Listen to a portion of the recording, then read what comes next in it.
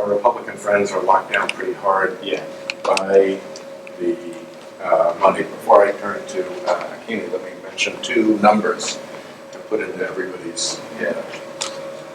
One is the number that you get if you multiply the actual carbon emissions measured out of the United States times the social cost of carbon actually calculated by the Federal Office of Management and Budget.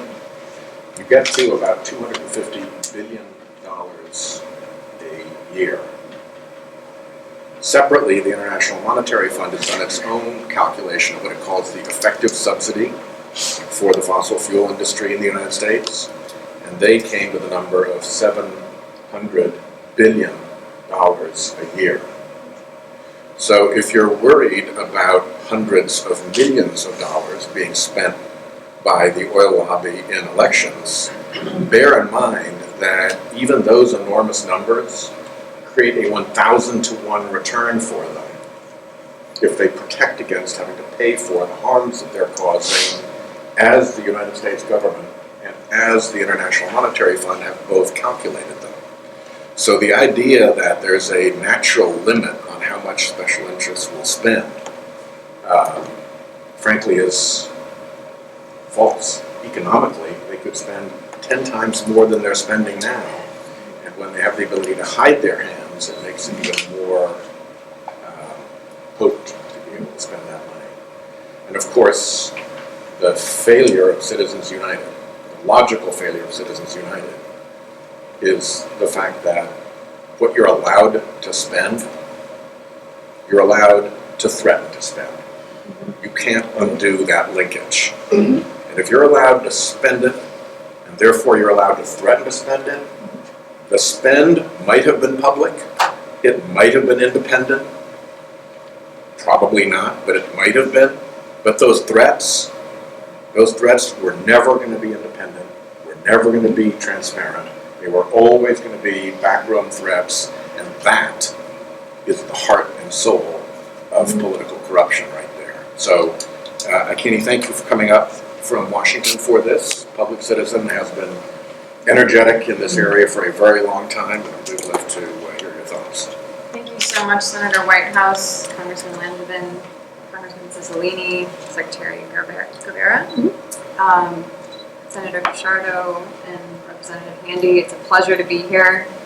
And so proud to be with such a powerful group of legislators standing up for our democracy at such an important time in our nation's history. Public Citizen has been standing up for everyday Americans' interests in Washington, D.C.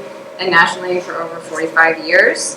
And I'm here on behalf of our 2,500 members and supporters in Rhode Island to present over 4,000 petitions from Rhode Islanders. This is organized by over 20 different organizations. I've got the list here, including Sierra Club was part of this.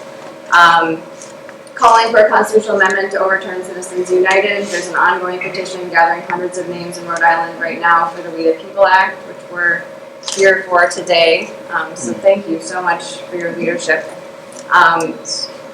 Senator Whitehouse is a leader in the Senate and in the nation on this issue, and we couldn't be more grateful for that. Rhode Islanders, like most Americans, feel our democracy is wildly out of balance. They see the interests of corporations and the wealthy pushing the needs of everyday people further and further from what the heart of our government should be. And these elected officials are standing up to big money interests and lifting up the voices of everyday people who worry about the Bay, about affordable housing, about education. They're not worrying about corporate tax breaks and privatization, which are the priorities of the donor class. And these elected officials get that it's not enough to support good policies and that we need to change the way that elections and government operate. And the opposition would like to think and like to convince people that money in elections is the same as speech. And we might as well just throw out one person, one vote and say the poor should be silent forever if that's the case. That is not what the founders intended. By prioritizing overturning Citizens United, calling for dark money to be yanked into the sunlight as it should be, and closing the revolving door that incentivizes corruption, Senator Whitehouse, Congressman, you're standing up for every popular issue that big money, wealthy interests are blocking in Congress right now. So thank you. The We the People Act has been mentioned a couple of times, just so everybody knows. We the People is the package that Senate Democrats put together to push before voters in this election while people are paying attention. And it combines a constitutional amendment to overturn Citizens United and a sped-up version of the Disclose Act with faster disclosure than the original version had required, with a number of lobbying reforms to close the revolving door between members of Congress and big lobbying contracts. And so when we're talking about the We the People package, that's what it is. And